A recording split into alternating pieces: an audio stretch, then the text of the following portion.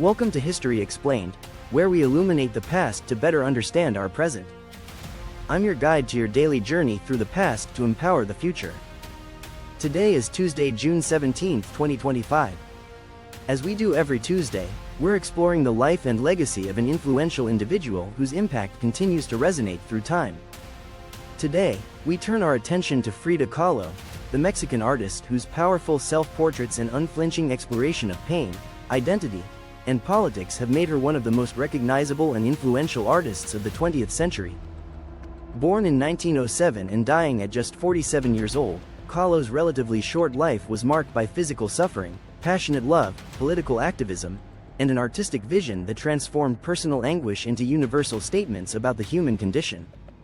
What makes Frida Kahlo particularly fascinating is how she refused to be defined by her limitations.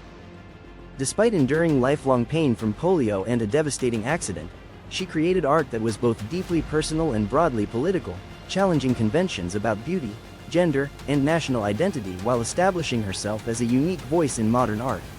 So let's explore the remarkable life of Frida Kahlo, examining her formative experiences, her artistic development, her complex relationship with Diego Rivera, her political activism, and her enduring influence on art and culture worldwide. Frida Kahlo was born Magdalena Carmen Frida Kahlo y Calderón on July 6, 1907, in Coyoacán, a suburb of Mexico City. However, she would later claim to have been born in 1910, the year the Mexican Revolution began, symbolically linking her birth to the birth of modern Mexico. This creative reinterpretation of her own biography would become characteristic of how Kahlo constructed her identity as both an individual and a Mexican artist. Her father, Guillermo Kahlo, was a German photographer who had immigrated to Mexico, while her mother, Matilda Calderón, was of Indigenous Mexican and Spanish descent. This mixed heritage would profoundly influence Frida's sense of identity and her artistic exploration of Mexican culture and history. Kahlo's childhood was marked by illness and isolation. At age 6, she contracted polio, which left her right leg thinner and weaker than her left.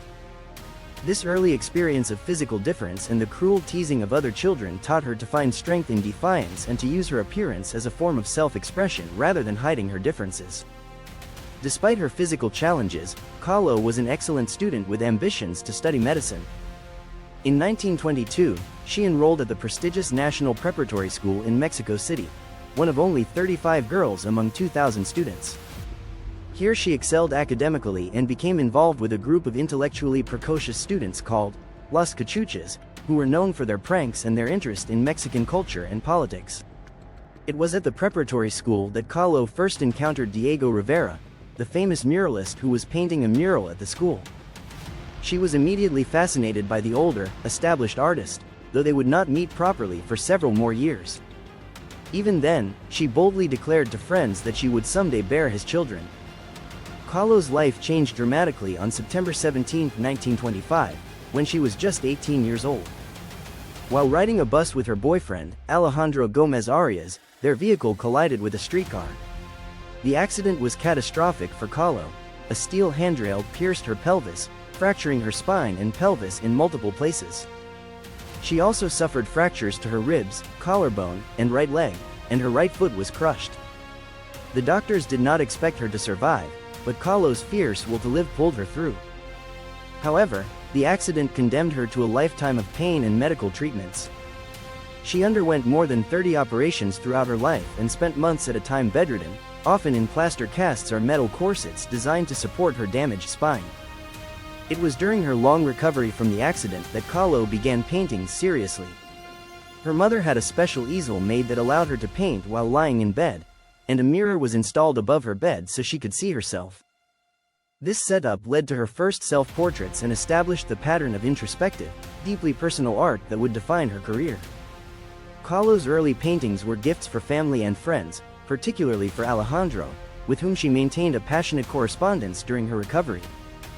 Her letters from this period reveal not only her physical pain but also her emotional struggles with isolation and her fears about her future.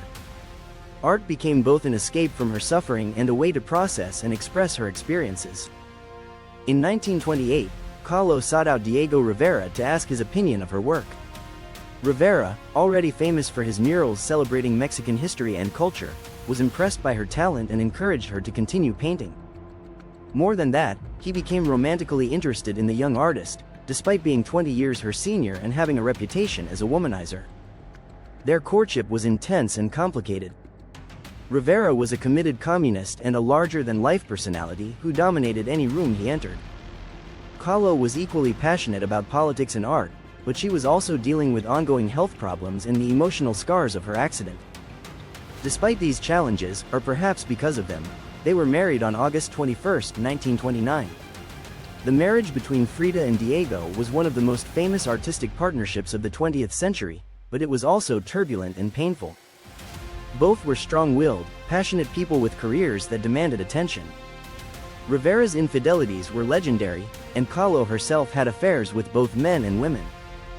Their relationship was marked by intense love, bitter fights, divorce, and remarriage. Despite the personal turmoil, the relationship was also professionally stimulating for both artists.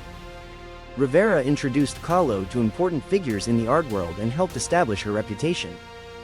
More importantly, he encouraged her to embrace her Mexican identity in her art at a time when European modernism dominated the international art scene. Kahlo's art during the 1930s began to develop its distinctive style. Her paintings were small and intimate, in contrast to Rivera's grand public murals. She focused on self-portraits, still lifes, and symbolic representations of her physical and emotional pain. Her work drew on Mexican folk art, pre-Columbian imagery, and Christian iconography, creating a unique visual language that was both deeply personal and culturally specific. One of her most powerful early works, Henry Ford Hospital, 1932, depicted her miscarriage while the couple was living in Detroit. The painting shows Kahlo lying naked on a hospital bed, connected by red ribbons to floating symbols of her loss, a fetus, medical instruments, and other objects representing her shattered dreams of motherhood. The work was shocking in its honesty and its unflinching depiction of female experience. Throughout the 1930s, Kahlo's reputation grew internationally. She had exhibitions in New York and Paris, and her work was acquired by important collectors. The Surrealists, led by André Breton, claimed her as one of their own, but Kahlo rejected this categorization. "I never painted dreams," she said. "I painted my own reality." This distinction was important to Kahlo. While the Surrealists were interested in exploring the unconscious mind through dreamlike imagery, Kahlo's fantastic and symbolic paintings were grounded in her lived experience. The pain, the blood, the references to Mexican culture and politics, all of this was real to her, not the product of dreams or psychological exploration. Kahlo's political activism was as important to her as her art. She joined the Communist Party in 1928 and remained committed to leftist politics throughout her life. Her paintings often included political symbols and references to Mexican history, particularly the indigenous heritage that she saw as fundamental to Mexican identity. When Leon Trotsky, the exiled Russian revolutionary, came to Mexico in 1937, he stayed in Kahlo's house in Coyoacán. Kahlo and Trotsky had a brief affair, which created tension in her marriage to Rivera but also reinforced her commitment to revolutionary politics. Her painting, Self-Portrait dedicated to Leon Trotsky, reflects both her political convictions and her personal involvement with the famous revolutionary. The 1940s brought both artistic recognition and increasing physical deterioration for Kahlo. She had her first major solo exhibition in Mexico in 1943, but she was often too ill to attend her own openings. Her paintings from this period became increasingly dark and symbolic, reflecting her growing despair about her health and her troubled marriage. Despite her pain, Kahlo continued to work and to be involved in Mexican cultural life. She taught at the Ministry of Education's School of Fine Arts and was an active supporter of Mexican crafts and indigenous culture. Her house in Coyoacán became a gathering place for artists, intellectuals, and political activists from around the world. Kahlo's health declined dramatically in the 1950s. She underwent multiple operations on her spine, and her right leg was eventually amputated due to gangrene. Her final paintings reflect her increasing despair, with titles like Self-Portrait with Thorn Necklace and Hummingbird, and The Broken Column, which depicted her body held together by a classical column, her torso pierced by nails. Her last painting, Viva la Vida, Long Live Life, was completed shortly before her death and shows watermelons with the title phrase carved into the fruit. The painting has been interpreted as either a final affirmation of life or an ironic comment on her approaching death. Frida Kahlo died on July 13, 1954, at the age of 47. The official cause of death was listed as pulmonary embolism, but some have suggested suicide. Her last diary entry read, "I hope the exit is joyful, and I hope never to return, Frida." After her death, Kahlo's reputation continued to grow. Her house in Coyoacán was converted into a museum, and her paintings, which had been relatively little known outside of Mexico and artistic circles, began to attract international attention. The feminist movement of the 1970s embraced her as an icon of female strength and creative independence. By the 1980s, Kahlo had become a global cultural phenomenon. Her image appeared on everything from t-shirts to coffee mugs, and biographical films brought her story to new audiences. While this commercialization sometimes trivialized her art and her politics, it also introduced her work to people who might never have encountered it otherwise. Today, Frida Kahlo is one of the most recognizable artists in the world. Her paintings sell for millions of dollars, and her image is instantly recognizable. More importantly, her art continues to speak to people dealing with pain, identity questions, and political oppression. Her unflinching examination of her own experience has made her a powerful symbol of resilience and artistic integrity. Kahlo's influence extends far beyond the art world. She has become an icon for the disability rights movement, showing how physical limitations need not define or limit a person's creativity or impact. Her embrace of her Mexican heritage at a time when European culture dominated the art world has made her a symbol of cultural pride and resistance to cultural imperialism. Her complex relationship with gender and sexuality has also made her important to LGBTQ+ communities.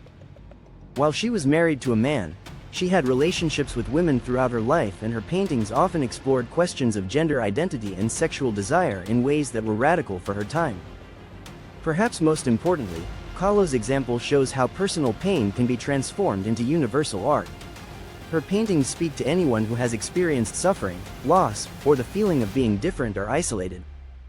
By refusing to hide her pain or prettify her experience, she created art that helps others feel less alone in their struggles. Thank you for joining us for this exploration of Frida Kahlo's extraordinary life and enduring influence. Tomorrow, we'll be back with our World Events episode, where we'll be examining the Berlin airlift and how this remarkable humanitarian and political effort helped define the early Cold War.